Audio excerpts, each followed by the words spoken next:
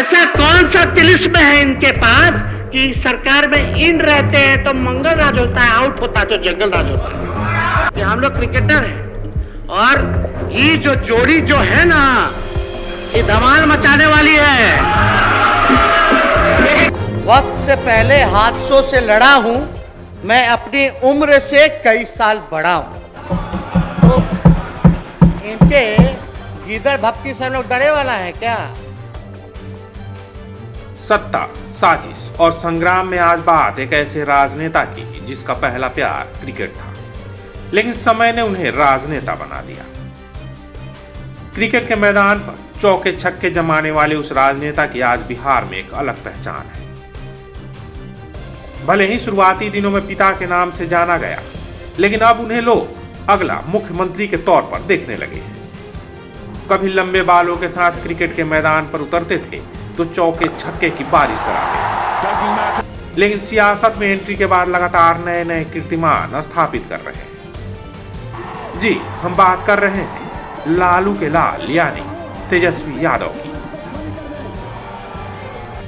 सत्ता के गलियारों में बिहार की सियासी बिसात आजादी के पहले से ही बुलंद रही है। देश की आजादी से लेकर वर्तमान राजनीति में बिहार के जिक्र के बिना हर किस्सा अधूरा है। शायद यही कारण है कि आजाद भारत की शुरुआत से नए भारत के आगाज तक बिहार की राजनीति से सरोकार रखने वाली कई हस्तियों को आम से खास बनने में देर नहीं लगी। राजद के युवा नेता बिहार के उप मुख्यमंत्री तेजस्वी यादव ने कम समय में ही राजनीति में अपनी एक अलग पहचान बनाई है। वक्त से पहले हादसों से लड़ा हूं, मैं अपनी उम्र से कई साल बड़ा हूं। तो इनके गीदड़ भक्ति से हम लोग डरे वाला है क्या?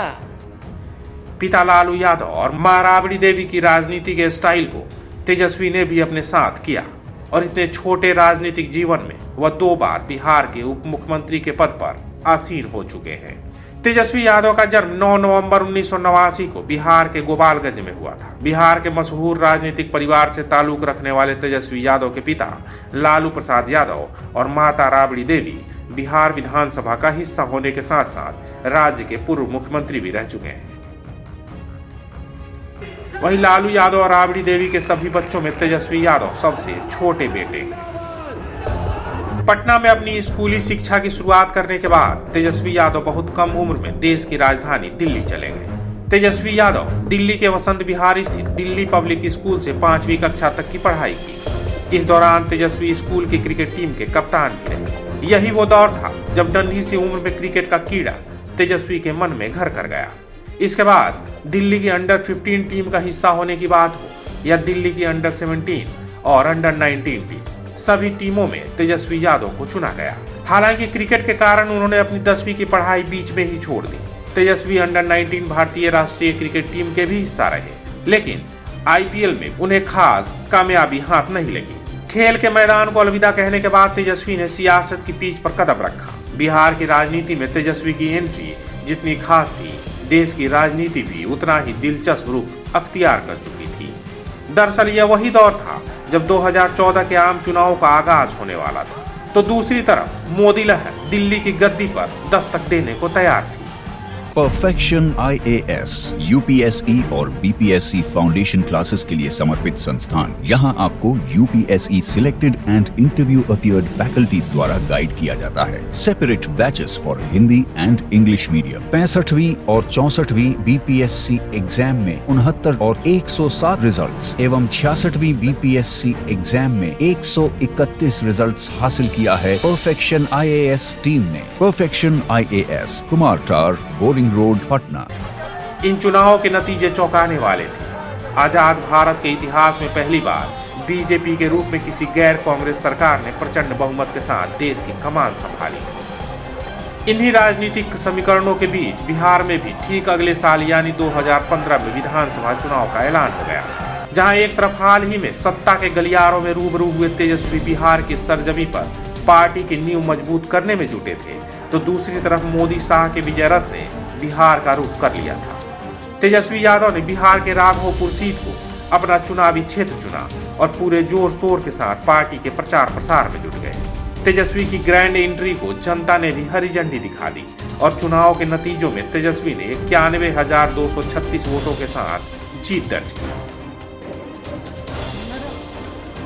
महागठबंधन सरकार ने बिहार का दारोमदार संभाला और मुख्यमंत्री बने नीतीश कुमार। इसके साथ ही युवा विधायक तेजस्वी यादव न सिर्फ बिहार सरकार में कैबिनेट का हिस्सा बने, बल्कि सबसे कम उम्र में बिहार के उप मुख्यमंत्री बनने वाली पहली शख्सियत बन गए। लेकिन 2017 में नीतीश ने पाला बदलते हुए बीजेपी के साथ जाने का फैसला किया और फिर सरकार गिर गई।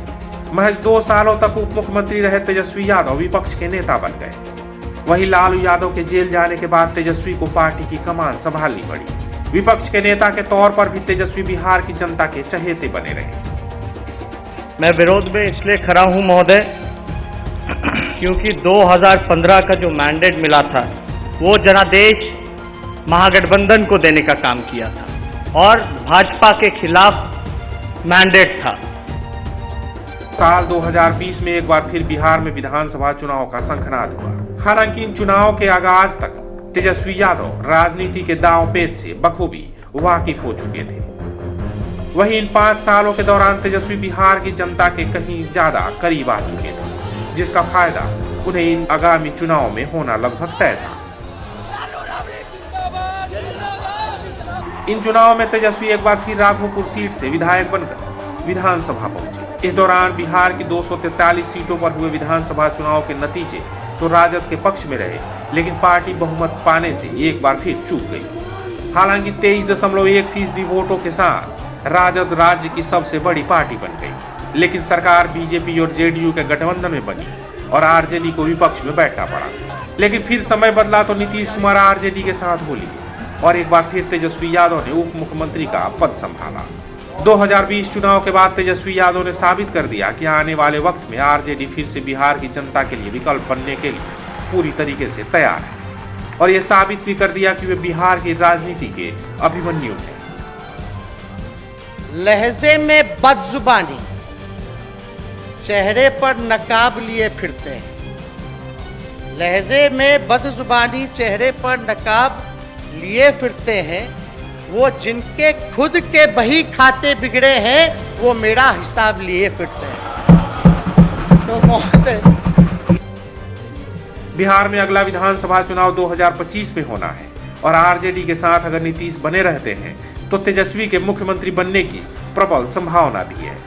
तेजस्वी यादव के घर 2023 में एक खुशखबरी भी आई और उनके घर लक्ष्मी का आगमन हुआ, यानी उन्हें एक बेटी पैदा हुई। सत्ता, साजिश और संग्राम के आज के अंक में बस इतना ही, लेकिन अगले अंक में किसी और शख्सियत की जानकारी लेकर आपके सामने हाजिर होंगे।